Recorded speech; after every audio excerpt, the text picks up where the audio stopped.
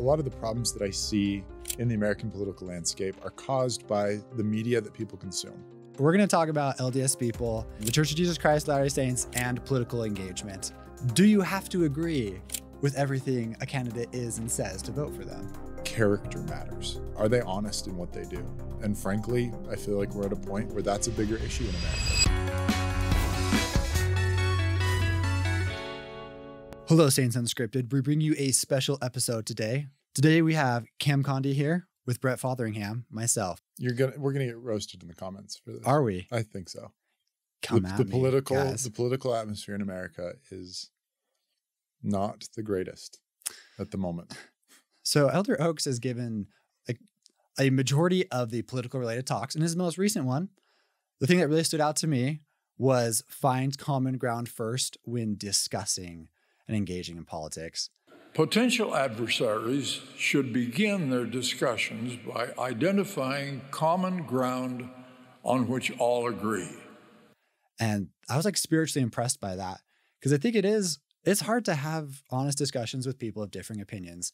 And politics, like you mentioned particularly, it brings out the rage in you somehow. And that's wrong. That's the devil winning, very much so. I think it's a primal instinct. It's our tribalism that's kicking in, right?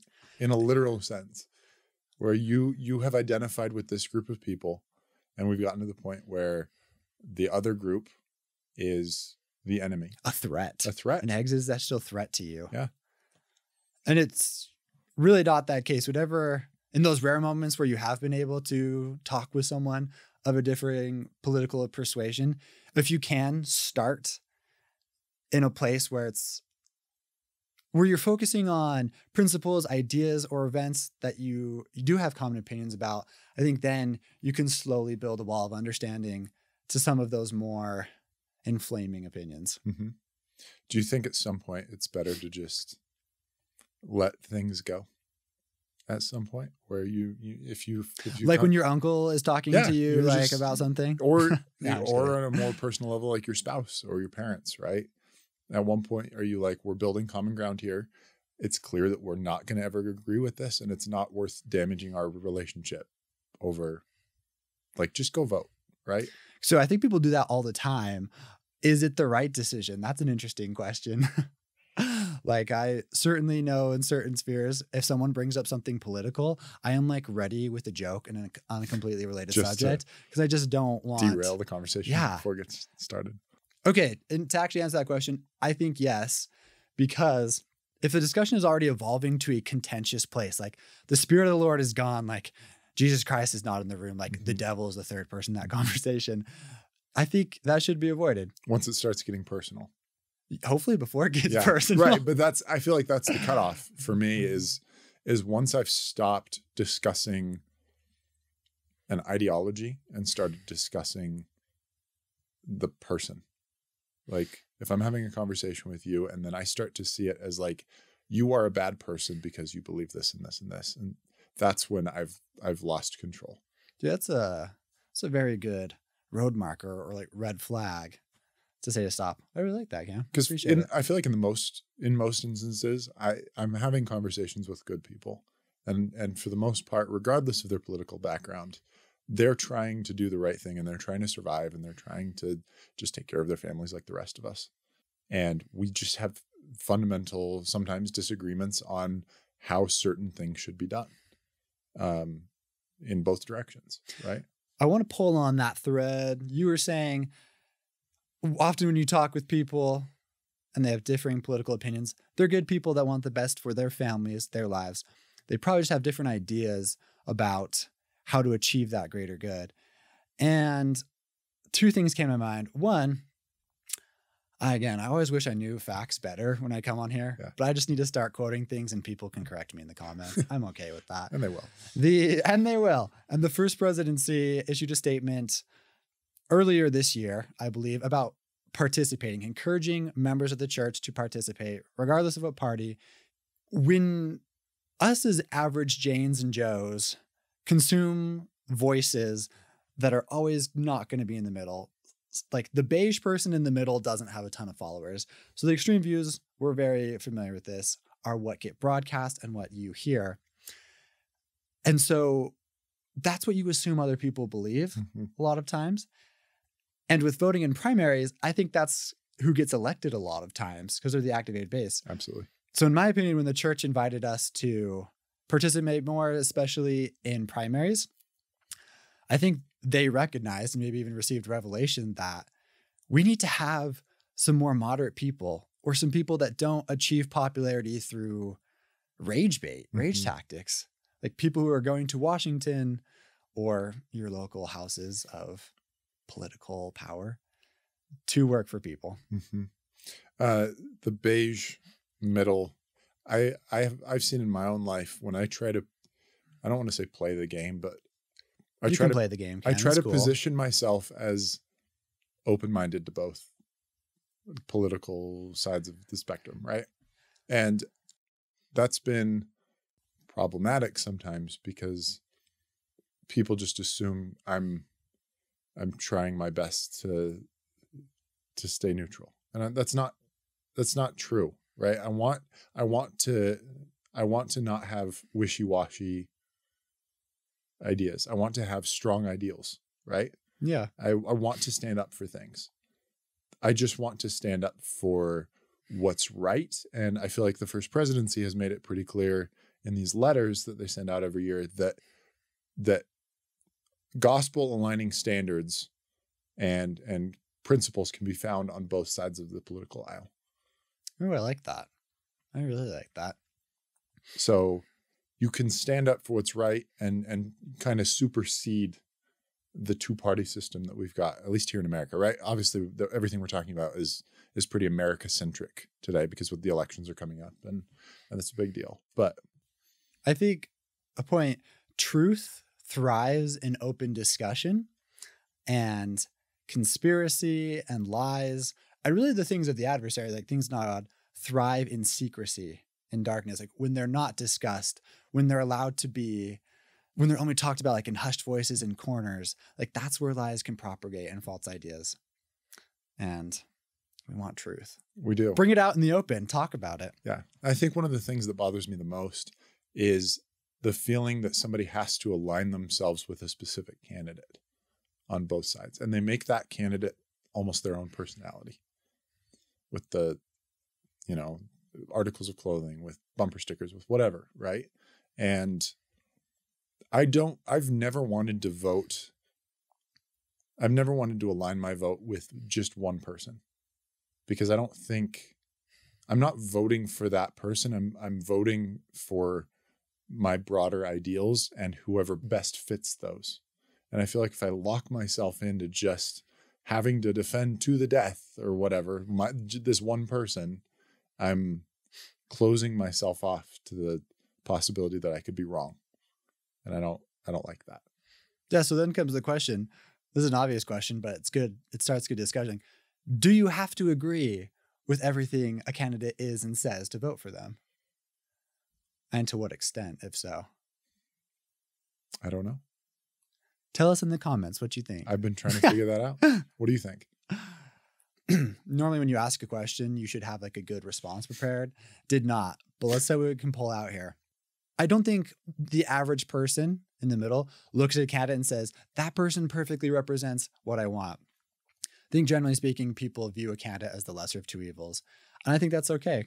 I think you can wish for a better candidate, but just be politically involved and vote for the person that most closely aligns to your views. And that's a hard decision.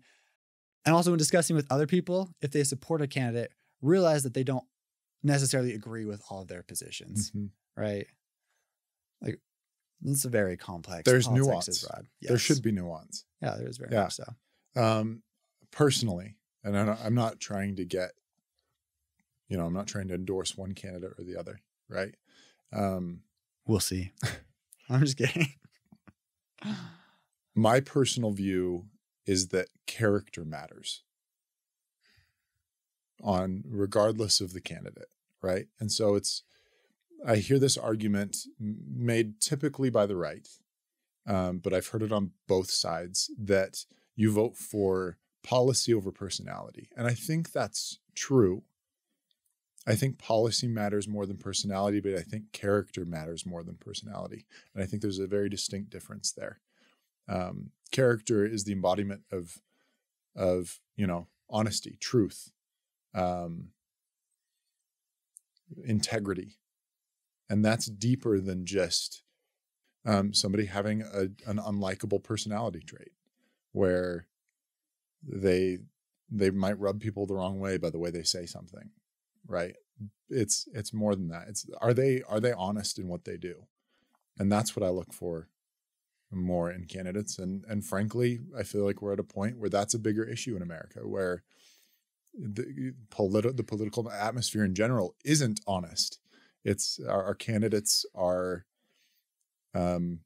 looking out for their own self-interest and their own reelection more than very much so. They're representing their constituents. And yeah. I think they often try to play to what people want to hear, regardless of intentions and so forth. Okay, you bring up an interesting point. Where does someone's moral character or like Christ-like attributes play into how suitable they are as a candidate? Okay, I'm going to put my actual like personal opinion aside and like present a devil's advocate. Mm-hmm. I think for the most part, people like good moral character is a good thing. But a lot of people say policy over personality, mm-hmm. which you could also say policy over moral character. Mm-hmm. Jimmy Carter, I believe was the president after Richard Nixon. And it was almost like a moral change. He's a very Christian guy. He was very open in interviews. He always tries really hard to be honest. But a lot of people considered him to be like a failure of a president. There was a lot of foreign policy issues. There was like massive inflation. A lot of things may have gone wrong during his presidency. So he had really good moral character, but people didn't consider him a good leader, mm-hmm. maybe on both sides of the aisle. So like, what's the response to that? You know? That's another thing. I appreciate that we're doing this because a lot of the problems that I see in the American political landscape are caused by the media that people consume. And I think the social media algorithms are, just like you said with the candidates. Are you dodging my question? No, I'm not. I'll get to it. I'm just messing, sorry. They're designed to promote extremity. Entirely. And smother nuance. Yeah. The clicks come from the noise.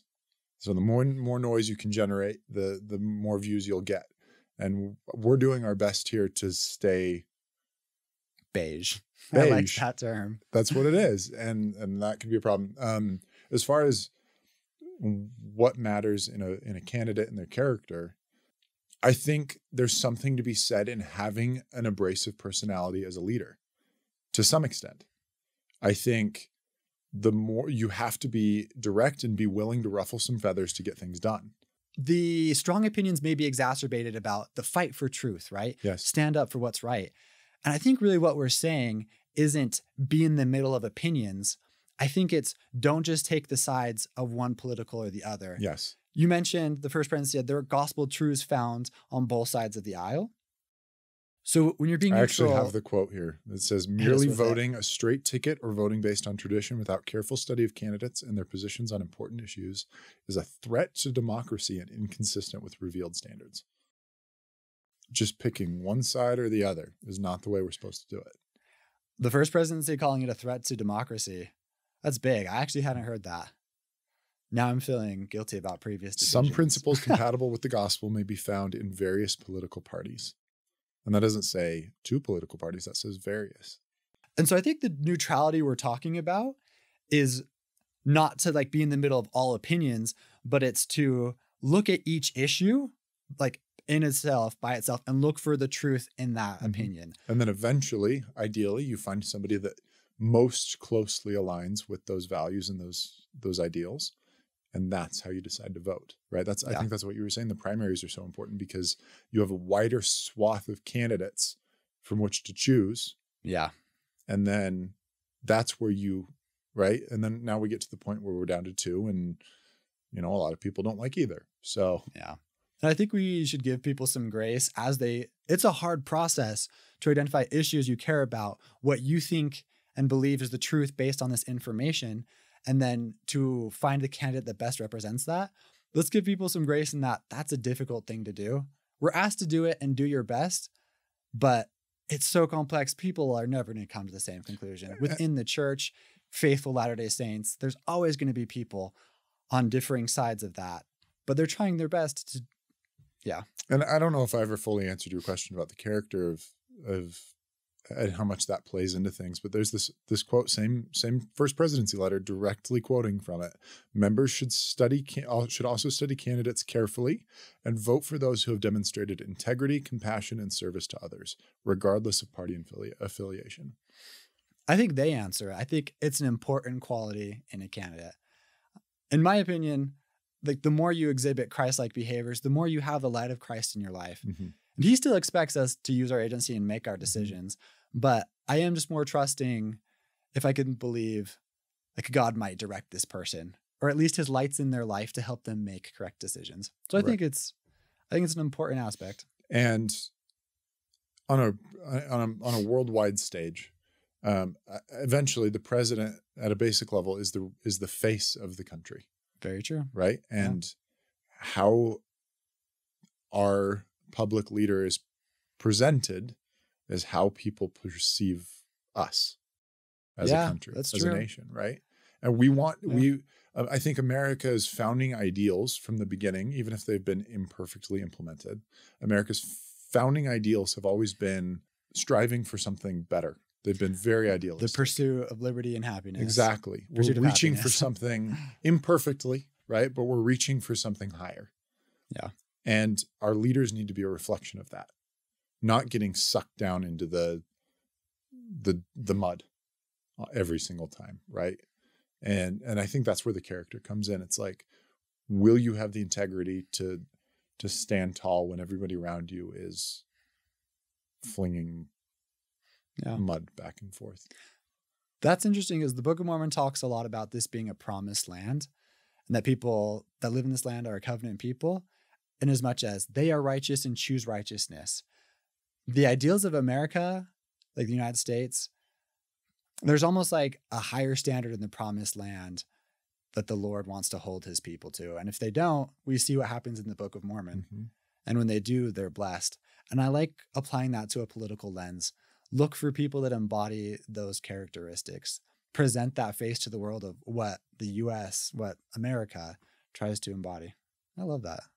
All right, guys. So whenever people hear LDS talks about political issues, afterwards they go and tell their family they were talking about this candidate, and vice versa. And maybe people are going to interpret that when they watch this video and be like, given what they have said, it's obvious you should vote for candidate A or candidate B. And I think that's 100% incorrect. I'd like it on on public record. I have not decided who I'm voting for this year. It is still very much up in the air. It's a big admission, Cam. I like that. Can we do a follow-up episode after the election and talk about your decision and how you got there? Yeah, I don't know. And I'm really struggling with it because there are things about both candidates that I admire and things about both candidates that I can't stand. It's been hard trying to reconcile certain things with the teachings of the prophets and the teachings of the gospel. Yeah, it is hard. So let's give people that grace in the comments and let's disagree better. We're not telling you who to vote for. We're not telling you one side is better than the other. This is more supposed to be a discussion of just like, what has the Savior taught and what have the prophets taught? And they've taught us to love one another. That's the first and great commandment. Love God, love your neighbor, right? Yeah. To be peacemakers. Stand up for truth, but you can also stand up for truth while being a peacemaker. Without yelling at somebody. Yeah. Thank you for tuning in. Mm-hmm. Check out some other videos. Give them a click. Yeah.